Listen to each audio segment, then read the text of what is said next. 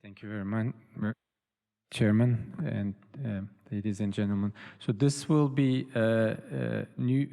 talking about a wearable technology like our iPhones or Fitbit, that type of technology. How about using that in patients with stomas, and if we can use this technology to help our patients to monitor their output a little bit better. This study is sponsored by 11 Health and Technologies. Ostomies, we have been as surgeons creating them for a long time, and what we have for bags did not look definitely the way how they are looking now, maybe 100 years ago, and there were a lot of challenges with that. Since then, we have done a lot of improvements. Having said that, for the last 40 years, probably the bags that our patients use are very similar. There hasn't been a major changes for a long time. And we know that patients with stomas, ileostomies especially, have a lot of potential problems, complications, renal impairment, skin problems, readmissions, hospitalizations, and their quality of life is affected as a result of the ostomy that they have. So with that idea to improve their quality of life and also monitoring and dehydration symptoms and complications, this is invented by actually a patient himself who happened to be an 11th patient with intestinal transplant. Actually, that's hence the name of the company. And it's a wearable technology that can, there are chips within the bag and wafer, and that really monitors the output, temperature, different metrics can be monitored with this, and it's presented on a dashboard like this. Like we use our Fitbits, how many hours we sleep in a day, get up, walk, at what time we move more. Same thing with the ostomies, and this is interesting information to be collected. And this is how it works. In addition to that, this is the hub where the information is transferred to the smart bag with the smartphone with an application, and monitored also on either on an iPad or a smartphone, as well as there are another advantage here that this information can be transferred to EMR systems or electronic medical records or EPIC type systems as well, and can be viewed by healthcare providers. And one additional feature that has is the one-to-one health coaching. Patients from the app can also hit or click a button and directly contact a patient coach who has been a stoma patient in the past or may still be a patient, but at the same time they are very knowledgeable and they can instruct the patients for different aspects of their stoma. So for the purpose of the study, we tested if this works really in stoma patient groups. We included all patients that are older than 22 years old, English speaking, has capacity, and new ileostomies. So patients with prior ileostomies we did not include.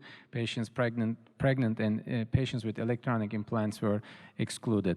We monitored, we consented them within 7 days perioperatively or postoperatively, and collected the data on day 30, 60, and 90, as well as, of course, throughout the entire period, but especially these were our landmarks. So we recruited 49 patients, and as you see, the demographics as well as the data we have for 30, 60, and 90 days.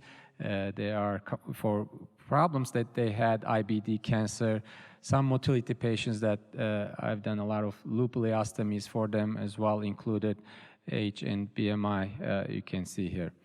The bell curve is shown here. The average or for most of the cohort was within this bell curve. There were some patients that were marked as low output, if that would be less than 300, and high if they were higher than 1500.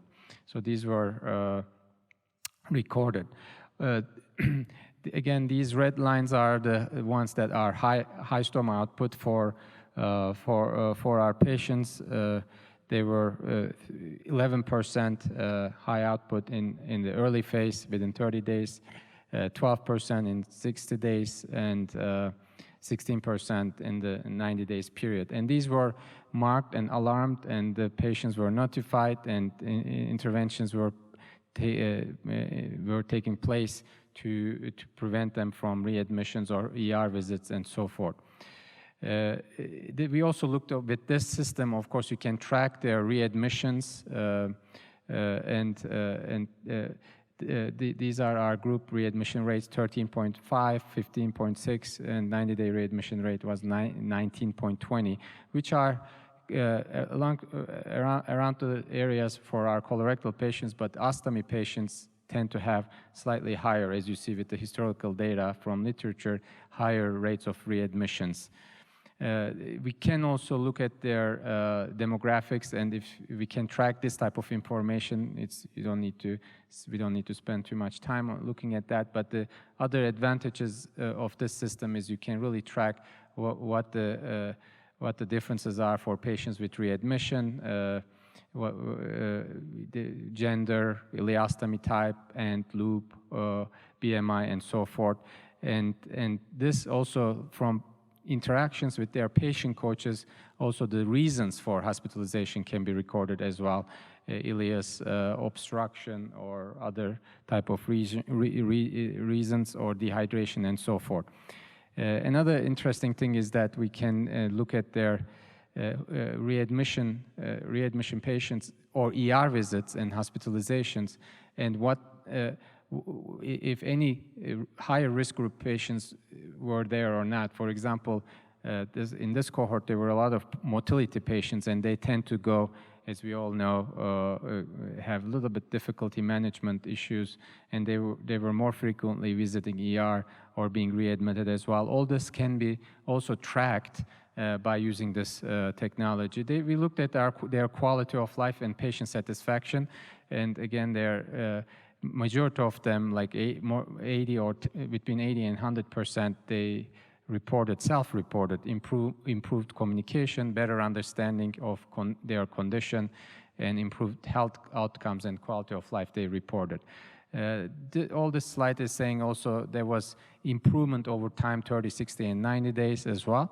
So in summary, we found that this remote monitoring was safe and highly acceptable, and patient engagement was the key. Really, that made a big difference. And readmissions were acceptable from this data collection, and also trackable. I think that's an important factor as well, that we can track them, because most of the time we don't know what's happening with our patients, what are the readmission reasons, and so forth. High and low output days were also detected, and patients were contacted.